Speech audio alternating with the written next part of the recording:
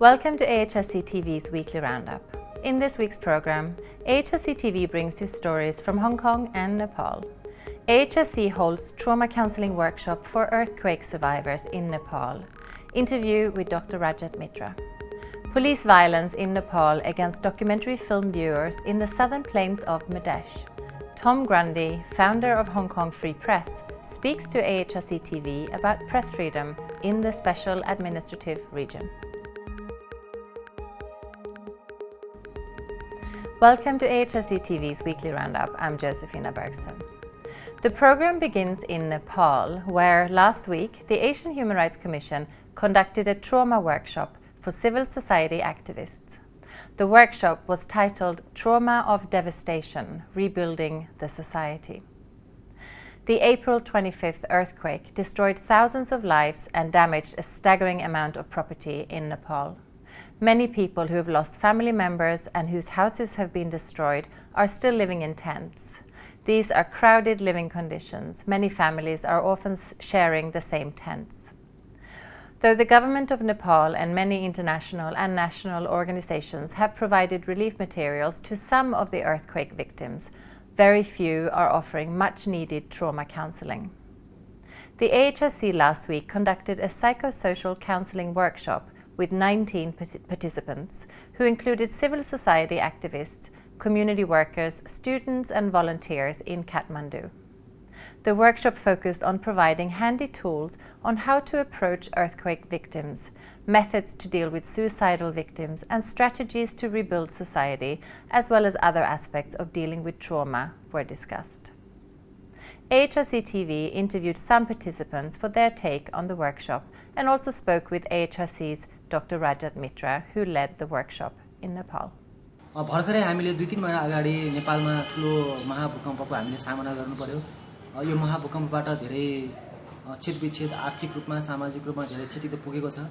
तर हामी धेरै जसो सरकारी अथवा गैर सरकारी अथवा विभिन्न क्षेत्रमा सामाजिक अथवा आर्थिकलाई बढी प्राथमिकता दिएको छ र मानसिक समस्यालाई धेरै प्राथमिकता दिएको देखिएन।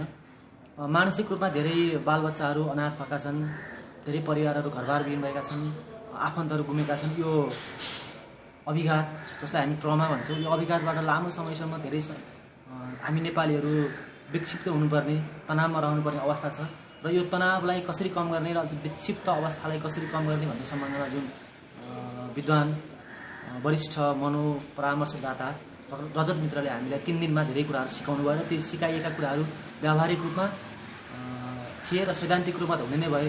व्यावहारिक रूपमा पनि कसरी तिनीहरूसँग व्यवहार गर्ने, कसरी उनीहरूको पीडितहरूको सामाजिक मनोसामाजिक समस्यालाई कसरी कम गर्ने, न्यूनीकरण गर्ने भन्ने सम्बन्धमा धेरै कुरा सिक्ने अवसर पायौँ। यस्ता तालिमहरू अथवा कार्यशालाहरू निरन्तर भइरह्यो भने हामीले पनि सामाजिक अथवा आर्थिक सँगसँगै मानसिक समस्या पनि प्रमुख हो कि भनेर सोच्न सक्छौँ र त्यसमा काम गर्न सक्छौँ होला।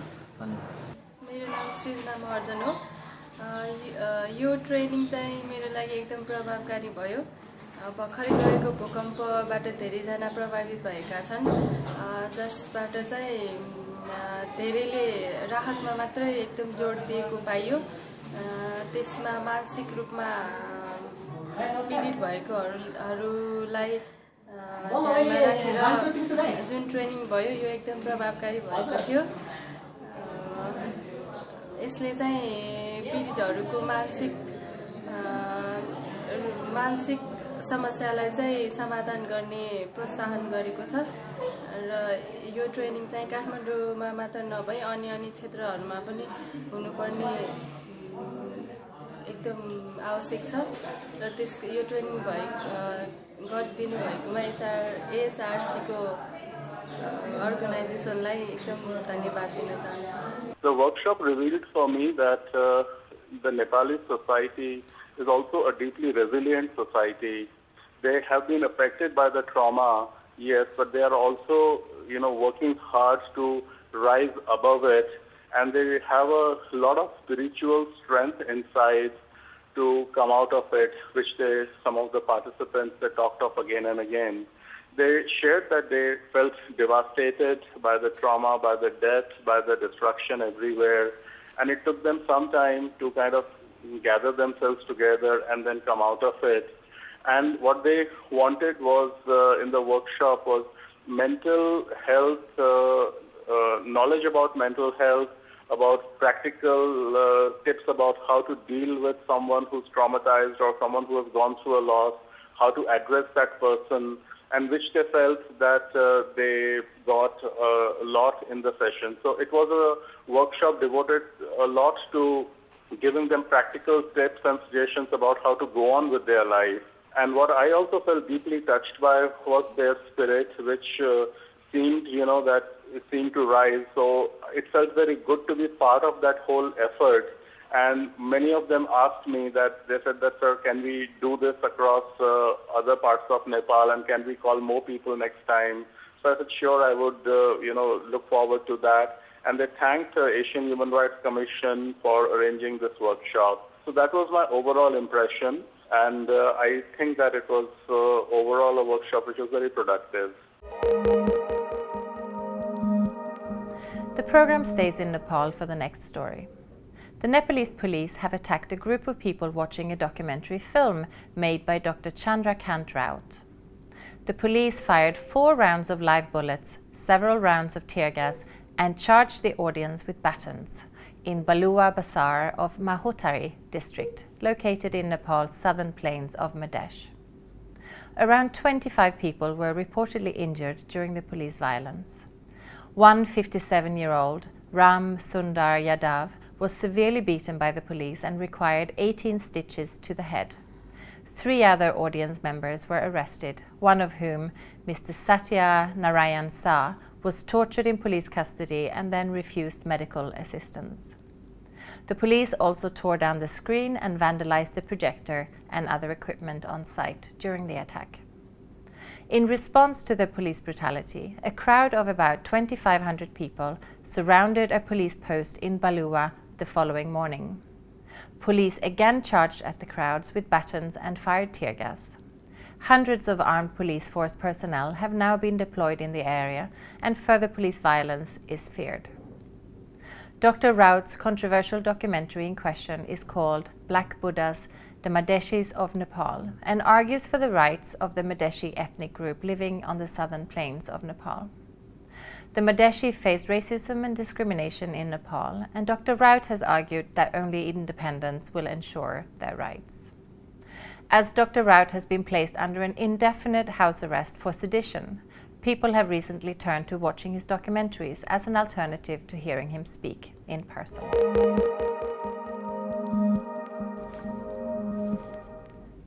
For its final story in this week's program, AHRC TV stays with the theme of freedom of expression. AHRC TV turns to Hong Kong and its deteriorating state of press freedom. As reported in last week's Roundup, Hong Kong has dropped lower than ever in this year's Reporters Without Borders Press Freedom Index, which annually ranks 180 countries in the world. Just over a decade ago, in 2002, Hong Kong ranked 18th in the index. This year, Hong Kong's ranking plummeted to 70. This is a dramatic nosedive, though it still keeps Hong Kong ahead of almost all other Asian countries. For more on this, AHRC TV's Amila Sampath takes to the streets of Hong Kong to find the pulse of public opinion. And AHRC TV speaks with Tom Grundy, who recently launched Hong Kong Free Press, an online independent news source which attempt to counter press freedom concerns in the Special Administrative Region. Reporters Without Borders recently ranked Hong Kong 17th out of 180 countries in the World Press Freedom Index. In other words, Hong Kong ranking has plummeted 52 places in the last decade. What has gone wrong in Hong Kong? AHRC TV reports from the ground. Well, for now, I think the press freedom is definitely under stress from the government because after the movement, the umbrella movement, the government tried to control certain information that being released to the public. So, well, it's definitely hard to predict because I think it might getting worse for the future. But well, we are trying to do something for it, but I think eventually it won't be. 可能啲年青人咧，而家咧就覺得係做作主多啲咯，即係咁嚇。因為以前嘅政府咧係好少發生啲咁嘅事嘅，就佢哋嘅青年人而家自己作主咧，就係覺得係即係以前係冇啲咁嘅事咯，而家咧就可能即係而家嗰啲年青人咧，唔知進步咗還是退後咗，我都唔知道咁樣。覺得都係嗰啲年青人咧，自己嘅想法咧就要睇下佢哋應該即係或者睇下有咩改變啊，或者咁樣咯。唔好話乜嘢事出嚟都係反對嘅多嘅咁樣。你話黃色嗰啲咧，即係各有各嘅意見咯。其實即係想翻轉頭咧，就即係唔好咁激進咯。我覺得government control 咯都係，咁所以令到嗰啲即係無論係新聞啊定係電台啊嗰啲，其實佢哋對報導啲乜嘢新聞都你都 feel 到佢哋有嗰啲 agenda setting 啊，所以基本上特別係到 Umbrella Revolution 嗰陣時就即係你更加可以睇得到個 control 而家有幾嚴重，所以同之前相差咁遠咯。我覺得首先譬如中大啦，咁中大仍然都有嗰啲 commute 啊，即係有 journal 嗰啲。咁我覺得嗰啲其實大家應該即係堅持翻佢哋自己本身嘅原則啦。咁但係而家有好多一啲係比較 online 嘅 news 啊，或者 Facebook 嘅平台。咁我覺得大家一定要留意咯。咁你就算唔去做記者，但係你都應該要去即係主動去尋真咯，揾翻啲即係知道係真係真嘅，而唔係一味相信普通電視台。Multiple international and local NGOs have charted this very rapid decline in press freedom in Hong Kong, which used to be a bastion of press freedom, not just within Greater China, but in Asia. And it's quite tragic how suddenly that has dropped. Whether you look at Reporters Without Borders, Committed to Protect Journalists, the local Hong Kong Journalists Association, and they've all noted physical attacks on journalists, commercial boycotts such as Apple Daily having advertising withdrawn, one of the few more pro-democracy voices in the city, to controversial sackings, at radio stations and at newspapers. The most high-profile attack on a journalist was Kevin Lau, an ex-Ming Pao editor, but there were also several dozen during the pro-democracy Occupy protests, and many feel that these cases aren't being followed up and taken seriously by the authorities. But it's a real shame, because this is the first and last place in Greater China where there isn't any top-down censorship, but you see self-censorship and this increasing trend when there are pressures on business owners who have interests, in the mainland, but are also running media and newspapers here, to not offer the level of criticism that you would perhaps hope to see in a city like this. It was the PEN American report in January that actually said that, hey, there are places where things are worse, certainly in Asia, but we are raising the alarm for Hong Kong, because if this sort of hub of press freedom and of free internet, and where we have no censorship, and like just over the border is under attack, then we're in real trouble. One of our biggest stories the other week was the sentencing of the controversial blogger in Singapore, Amos Yee.